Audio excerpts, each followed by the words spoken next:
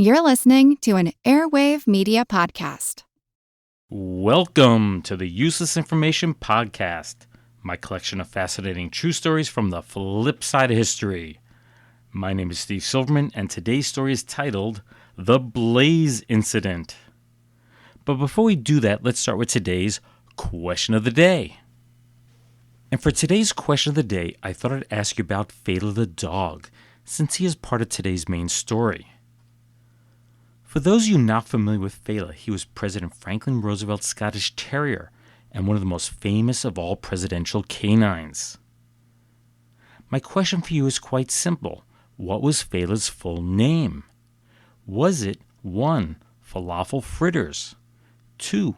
Fala King of the Desert, 3. Fala la la la la la, 4. Lady Fala of the Lake, or 5. Murray the Outlaw of Fala Hill?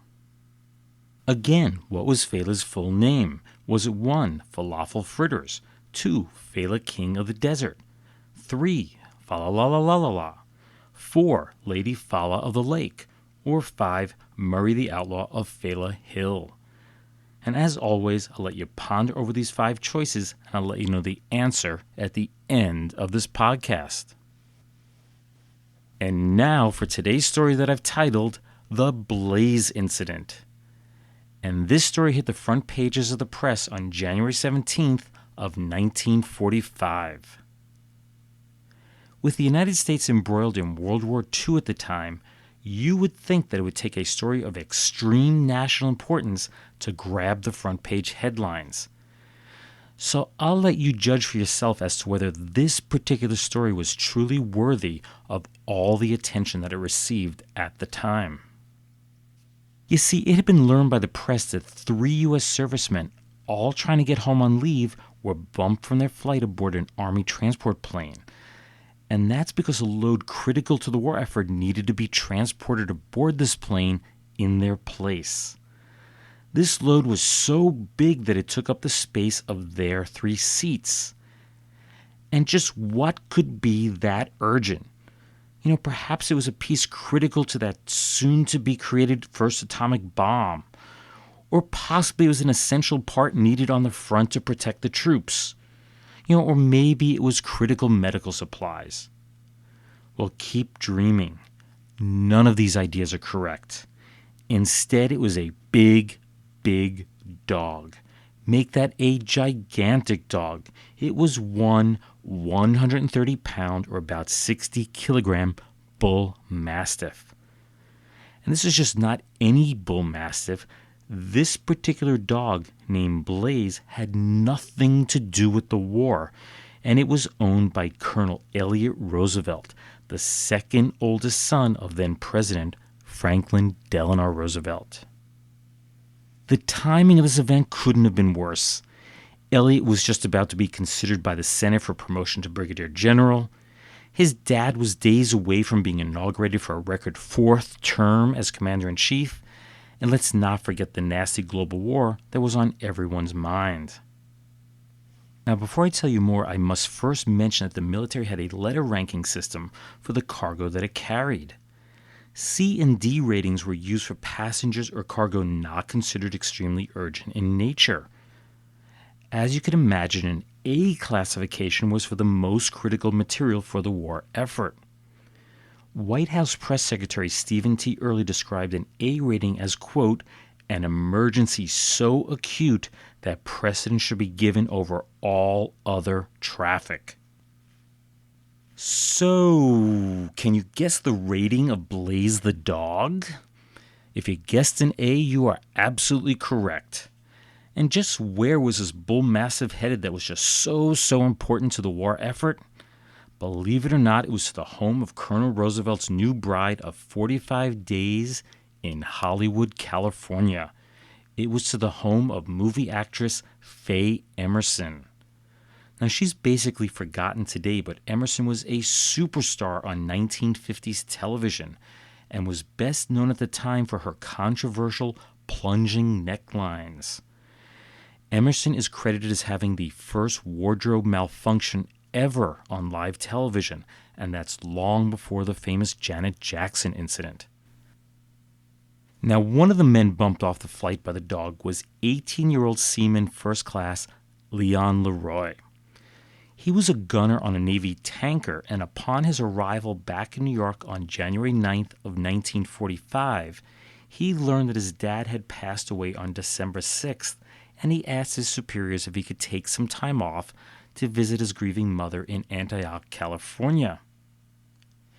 An emergency leave was granted, and Leroy hopped aboard an Army cargo plane in Newark, New Jersey, and he headed west. When the plane reached Dayton, Ohio, 22 men with a D priority were bumped from the flight as cargo with a higher priority was loaded aboard. This included the crate that contained Blaze the dog. 3 men with a C rating, which included Leon Leroy, were allowed to stay aboard.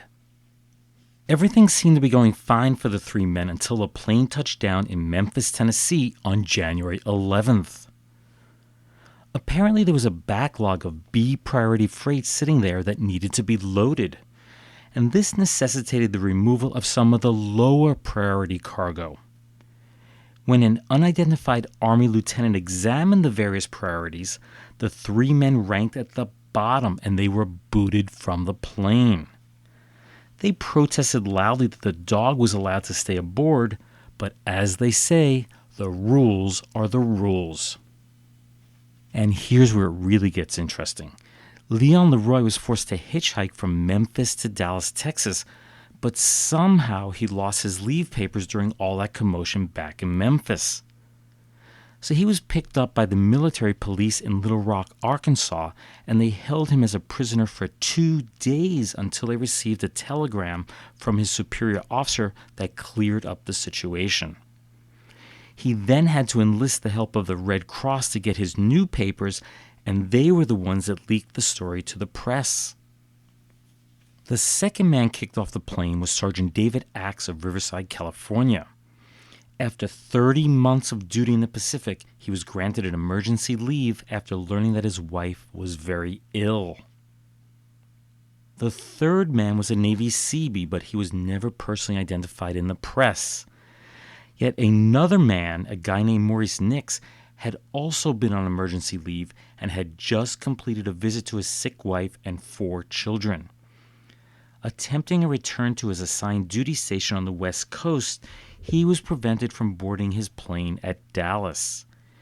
He learned that this was because he had a D travel designation and that a huge mastiff already aboard had priority above him.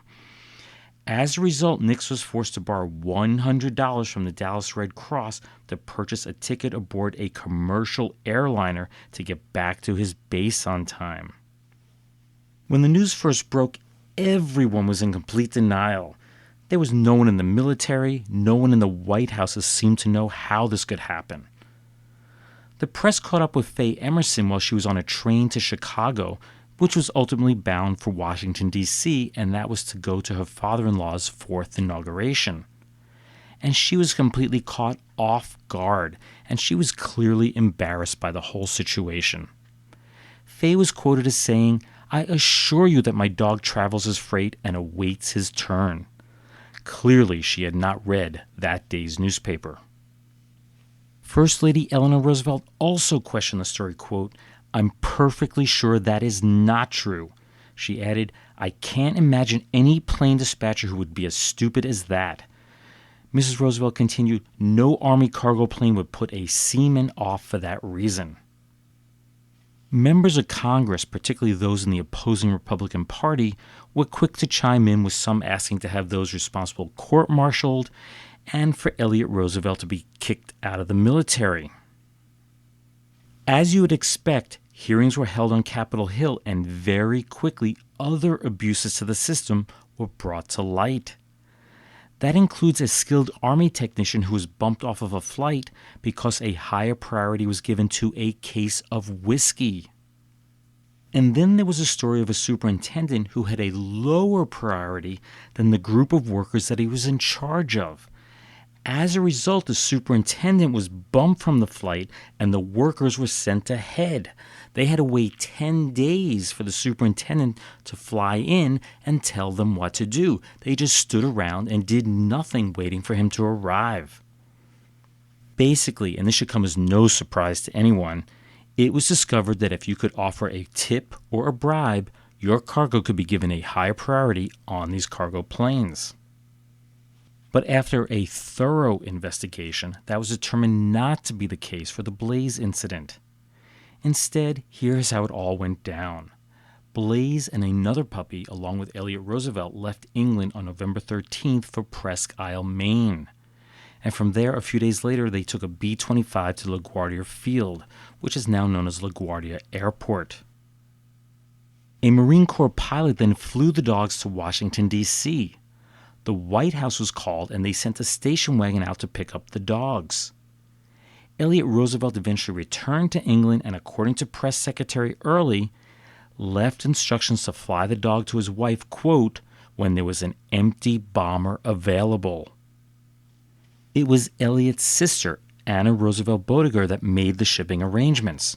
You see, on January 5th, she called Colonel Ray W. Ireland, who was the Assistant Chief of Staff for Priorities and Traffic at ATC, that's Air Transport Control, and said that the dog needed to be shipped. Ireland just happened to have been a former manager for United Airlines, and when he was appointed to this position, Secretary of War Henry L. Stinson said that Ireland would, quote, speed the flow of manpower and materials into all phases of the war effort. And he clearly did that when he personally made the decision to give Blaze the dog an A priority. It turns out that Elliot's sister never made any such request. Ireland just did it because he thought that was a nice and proper thing to do. Now you would think that since they had finally gotten to the root of this whole mess, that this would have been the end of the Blaze incident, but it wasn't. Fast forward to November 30th of that same exact year. President Roosevelt had died, World War II had finally ended, and the world was now at peace. But a battle among two canines had erupted back on the home front. Faye Emerson got this crazy idea that it'd be great if Blaze met the late president's famed Scottish Terrier, Fala, at the Roosevelt's estate in Hyde Park, New York. Now, I'm not sure how Blaze got to New York from Hollywood, but I'm quite certain that it wasn't as priority seating aboard military aircraft. Let's just say the idea of pairing up a giant bull mastiff with a petite terrier is not a good idea. During their first encounter, Blaze leapt out of the vehicle he was in and attacked Fala, but was quickly pulled away. Their second encounter the next morning went even worse. Blaze tore into Fala, and it was only through the intervention of an unnamed bystander who repeatedly pounded Blaze's head with a rock that Fala was not killed. Fala was rushed to a nearby veterinary hospital suffering from a loss of blood. Stitches were needed to repair the numerous tears and bites made to his body. Fala did make a full recovery and died naturally on April 5th of 1952, just 2 days shy of his 12th birthday. He had a nice long life. Blaze's sudden aggressiveness left Elliot Roosevelt with no choice but to put the dog to sleep. His remains were checked for rabies, but the tests came back negative. Useless, useful, I'll leave that for you to decide. And now for a few words from our retro sponsor. Good. Good. That's what Campbell Soups are. Good. Campbell Soups invite you to meet Corliss Archer, starring Janet Waldo.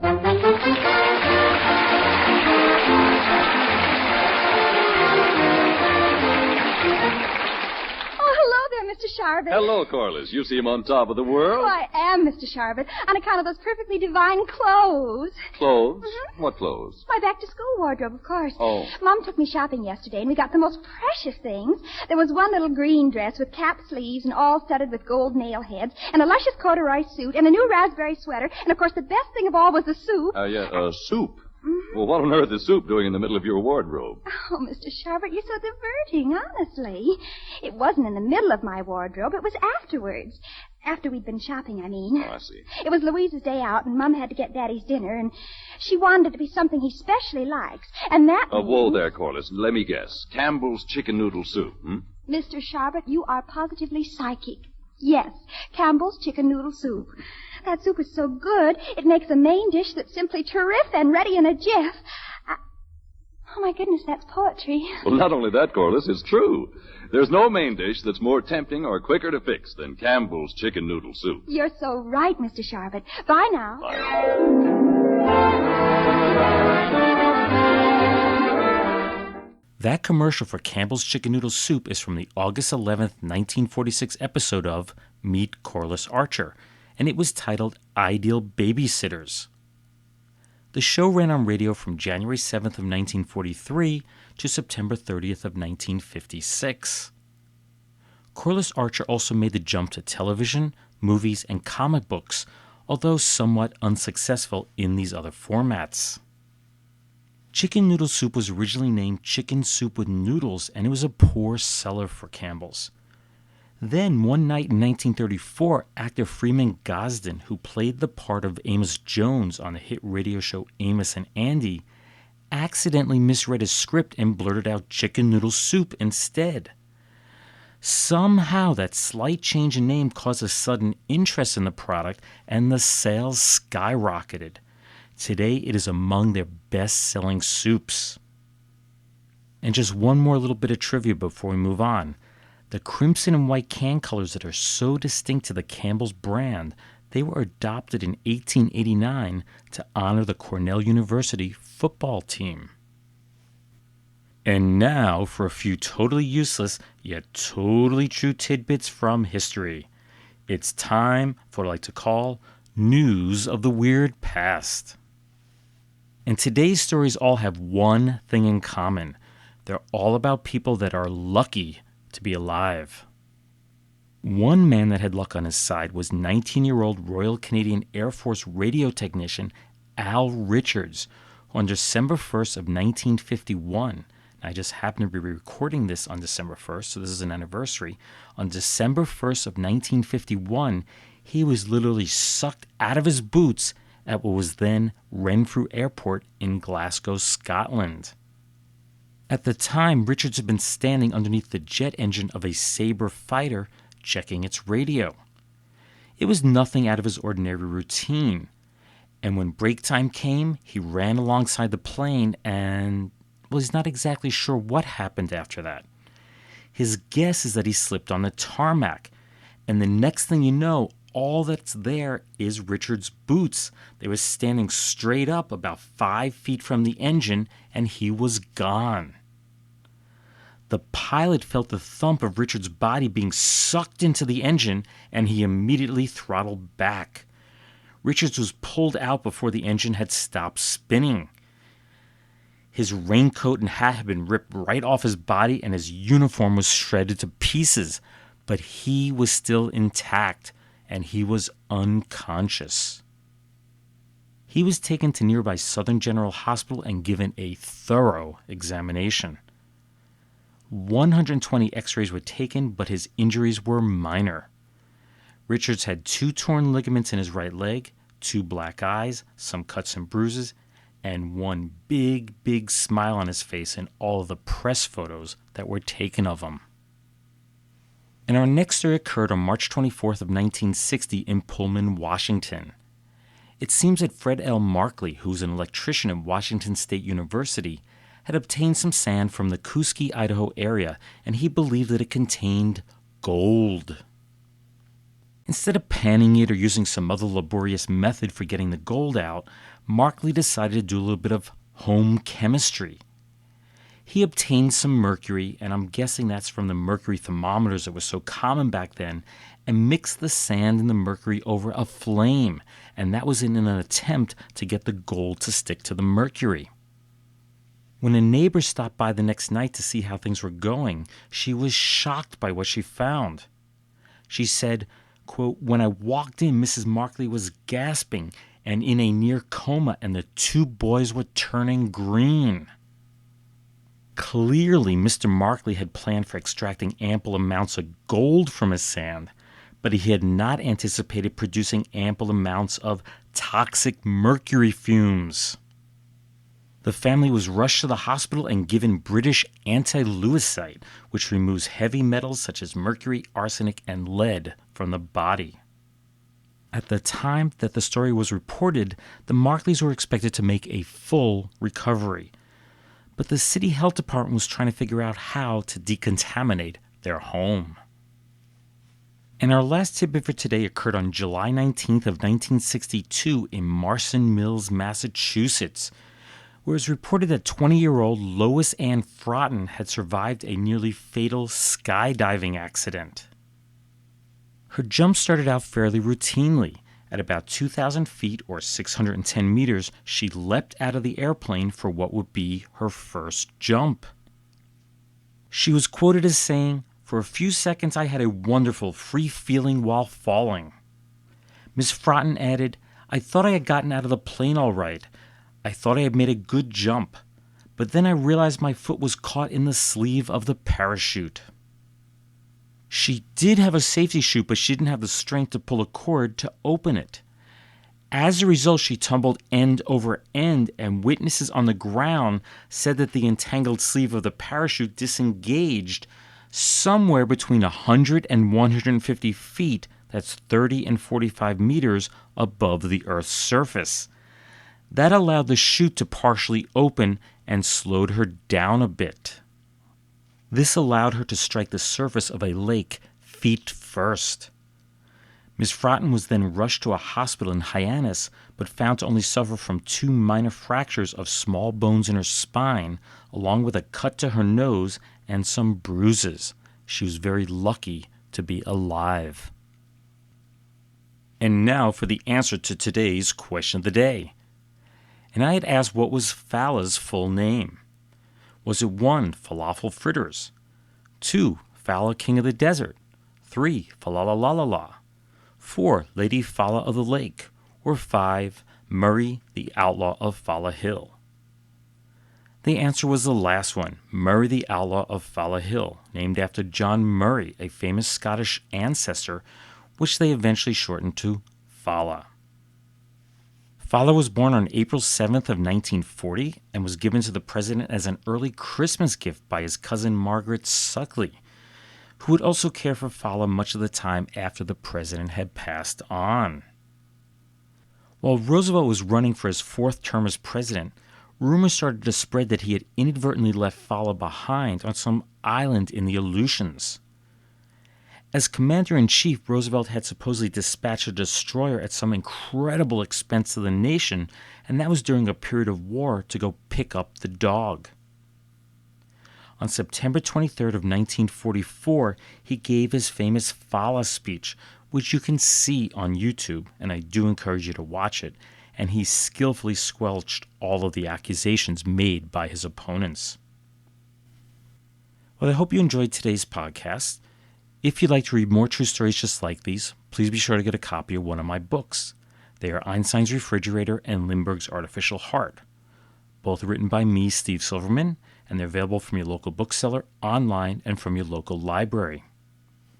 You can post comments and find some of my research materials on Facebook. That's www.facebook.com/uselessinformationpodcast. That's all one word, Useless Information Podcast. You can also email me at useless@steve.silverman.name. That's useless@steve.silverman.name. And lastly, you can visit my webpage at uselessinformation.org. That's uselessinformation.org. Well, thank you very much for listening, and I hope you'll tune in the next time. Bye.